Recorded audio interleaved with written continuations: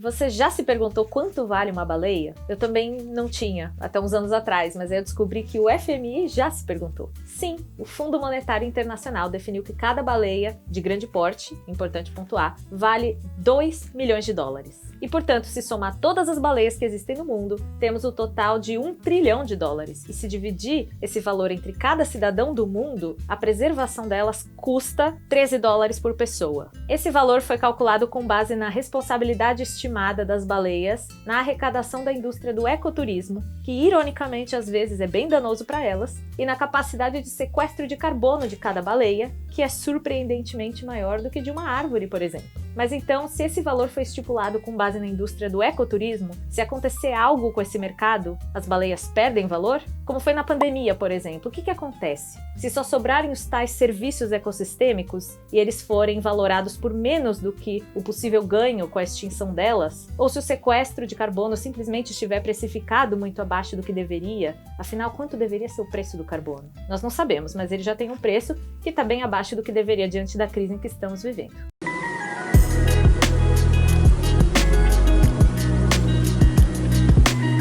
As baleias e tantos outros seres ganham um preço de mercado porque têm um equivalente em carbono. Mas se tudo tem um custo, tudo pode ser comprado. Essa é precisamente a lógica por trás da financiarização da natureza, nosso tema de hoje. Qualquer atividade econômica imaginável já pode ser contada em toneladas de carbono. A crise climática é propagandeada com carbono, muito carbono, emissões, baixo carbono, net zero, até marca de gasolina já se diz carbono neutro hoje em dia, juro pra vocês. Especificamente, a emissão do carbono é tratada como elemento central. Não que não seja uma parte profunda e que esbarra em outras questões da crise climática, mas tem algumas coisas ainda mais críticas que não são nem lembrados pelo grosso da população e outros mal são mencionados nas conferências sobre o clima. E há inúmeros outros gases de efeito estufa que são inclusive muito mais perigosos e que são facilmente convertidos para carbono para caber nessas fórmulas financeiras. Metano equivale a 40 carbonos, óxido nitroso equivale a 298 carbonos. Se fala em carbono para lá e para cá, e não é imediato pensarmos em outros aspectos da crise que vivemos, como destruição de biodiversidade, exploração animal, a mineração em acelerada expansão, o acesso à água se tornando escasso, a falta de justiça e participação popular nas decisões de combate a essa crise, a falta de acesso a alimento diverso, saudável, as diversas formas de escassez provocada, a poluição plástica, esgotamento de solos ou outros temas que nem sempre são conectados de forma óbvia às emissões. Vocês percebem? É como reduzir a complexidade da nutrição à contagem de calorias. Você soma aqui e tira dali até bater uma determinada meta, no sentido de que, sim, calorias importam, e o carbono importa, mas vitaminas, proteínas, flavonoides, sais e fibras não podem ser ignorados por isso. Se não, pensa que loucura, a conclusão pode acabar sendo que Coca Zero é mais saudável que suco de fruta. Dá para dispensar a tabela nutricional, listagem de ingredientes e uma série de outras informações importantes dos rótulos e todo mundo vai viver de milho. A Camila Moreno, pesquisadora que eu estou tentando ecoar nesse vídeo, defende que essa forma de olhar para a crise climática reduzindo qualquer coisa, ser ou projeto a uma simples contagem específica é parte de um epistemicídio maior, mas que ele existe desde o período colonial. Eu não sei se vocês sabem, mas nem sempre se usou sistema métrico para medir e pesar coisas. Ele foi criado e exportado num momento histórico específico e foi imposto para as populações que já tinham seus costumes. Não à toa, na Paraíba, no século XIX, aconteceu a revolta dos quebra-quilos, na qual os comerciantes viraram bicho diante da imposição pelo Império do uso do novo padrão, medida que camuflava novas taxas a serem implementadas e alterava fortemente o comércio e a precificação local. O quilo, no caso, era um objeto que pesava exatamente 1 quilo, e na revolta os caras quebraram os quilos que tinha lá e queimaram uma série de documentos tributários do Império. Quando essa ideia de quantificação de carbono começou, imaginem vocês que vinham os europeus com suas fitas métricas ensinar os indígenas a medir cintura das árvores para calcular quanto tinha de carbono ali na região. Hoje isso já não é medido assim, mas eu diria que ficou mais assustador. Calma, eu vou voltar para o começo. Como nasceu o mercado de carbono? Lá na Europa, os governos tinham a intenção de limitar a poluição por indústria. Para isso, eles distribuíram cotas de carbono nos diferentes setores e quem emitisse outros gases piores podia simplesmente converter para o suposto equivalente em carbono. Aí a indústria fulaninha implementa filtros nas suas chaminés, troca por um maquinário mais limpo ou falsifica relatórios de emissões, né, às vezes. E no fim, sobram emissões da cota que eles ganharam. Aí eles pensam, por que não vender isso para as indústrias que estão precisando de mais cota? E acumular mais não fazendo nada além da minha obrigação. E assim fizeram. Mas o negócio foi crescendo, crescendo e atravessando fronteiras nacionais. E virou um toma lá da cá, um sistema de indulgências. E como esperado, operando na lógica do imperialismo que a gente já conhece. Até que em alguns anos o mercado de carbono se tornou uma medida central no combate ao colapso climático promovida nas COPs para metas do Acordo de Paris. Mesmo o mecanismo não tendo nenhuma redução de emissões comprovada desde os anos 90, como levantou Adrienne Buller no seu livro. E não é para menos, visto que as boas práticas sendo estimuladas por tudo isso mudam de acordo com o interesse político e econômico do momento. Assim, na Europa, a incineração de lixo intoxicando bairros inteiros se enquadra nas energias verdes. Gás natural, que é um gás fóssil oriundo de fracking, é energia verde. Energia nuclear, verde também. Aliás, já vi chamarem até de renovável, o que torna ainda mais ridículo porque nem isso ela é. Hoje já não se usa fita métrica na cintura de árvore para medir sequestro de carbono, até porque esse mercado não se centra tanto em árvores mais.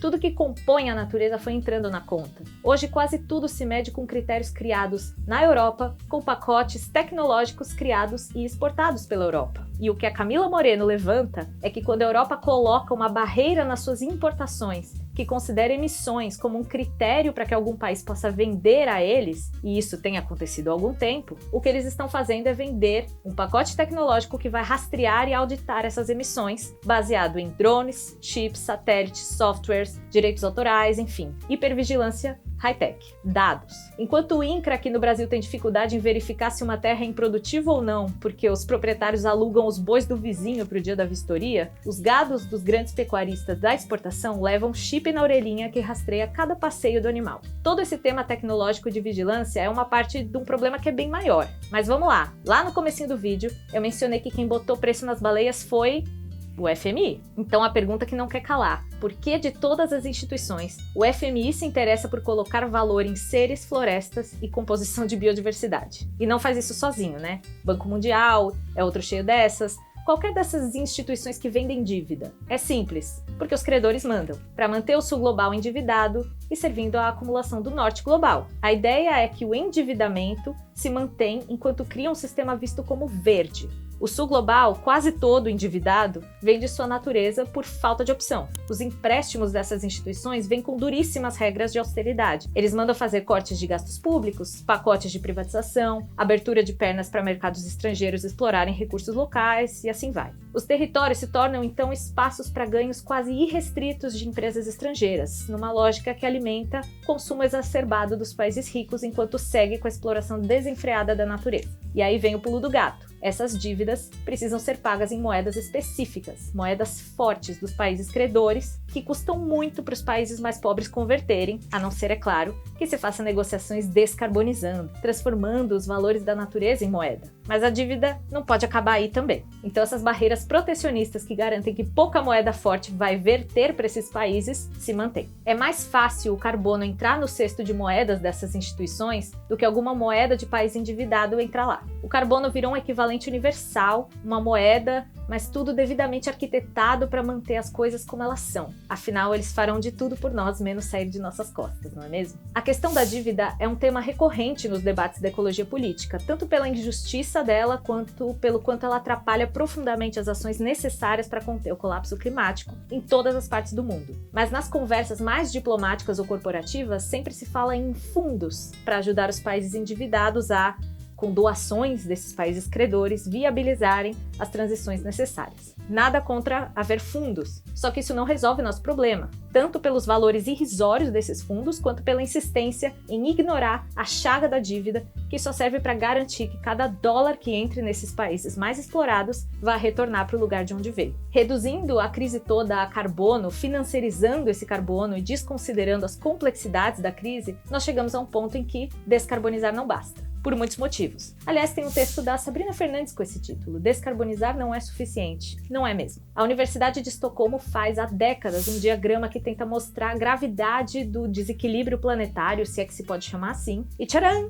O mais preocupante continua sendo a perda de biodiversidade. Mas falar de carbono, somar, subtrair, mexer e fingir que tudo está se resolvendo é muito mais fácil. Biodiversidade leva milhões de anos para se regenerar. Não basta plantar árvores e medir suas cinturas. Não basta chipar animais e encher o céu de satélites. E não basta investir pesado em energia nuclear, nem encher o Turcomenistão de fracking. Pode haver quantas startups de desextinção de animais que ignoram os debates éticos desse tipo de experimento, mas nada vai voltar atrás no que o desmatamento e a monocultura já nos fizeram perder. Então o recado é esse, né? Da próxima vez que você vir uma grande baleia, já sabe, apenas $13.